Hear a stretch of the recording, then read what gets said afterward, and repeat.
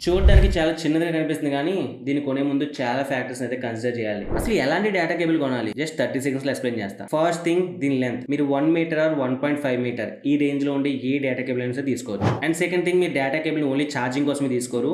Mobile నుంచి సిస్టమ్‌కి, system నుంచి మొబైల్‌కి డేటా ట్రాన్స్‌ఫర్ చేయడానికి కూడా దీన్ని యూజ్ చేస్తారు. కాబట్టి డేటా ట్రాన్స్‌ఫర్ స్పీడ్ అనేది మినిమమ్ 480 ఎంబీపీఎస్ ఉండేటట్టు చూసుకోండి. Third thing most important thing ఏంటంటే మీకు ప్రైస్ తక్కువలో వస్తుందని ఏది పడితే ఆ డేటా కేబుల్ కొంటే అది ఫాస్ట్ ఛార్జింగ్‌కి సపోర్ట్ చేయదు. కాబట్టి మీ డేటా కేబుల్ కొనే ముందు మాక్సిమం కరెంట్ రేటింగ్ ఎంత ఉంది అనేది చెక్ చేసుకోవాలి. ఒకవేళ మీ charger and mobile 30 watts fast charging support చేస్తే మీరు 3 ఆంపియర్స్ తీసుకుంటే సరిపోతుంది. ఒకవేళ మీ చార్జర్ 60 వాట్స్ సపోర్ట్ చేస్తే మీరు మినిమం 60 ఆంపియర్స్ డేటా కేబుల్ అనేది తీసుకోవాలి. ఒకవేళ 65 వాట్స్ సపోర్ట్ చేస్తే 7 ఆంపియర్స్. ఈ విధంగా మాక్సిమం కరెంట్ రేటింగ్ ఉన్న డేటా కేబుల్ తీసుకుంటేనే అది ఫాస్ట్ ఛార్జింగ్ సపోర్ట్ చేస్తుంది. అండ్ ఇంకొక ఇంపార్టెంట్ థింగ్ ఏంటంటే మనం అసలు డేటా కేబుల్ దేనికి కొంటున్నాం?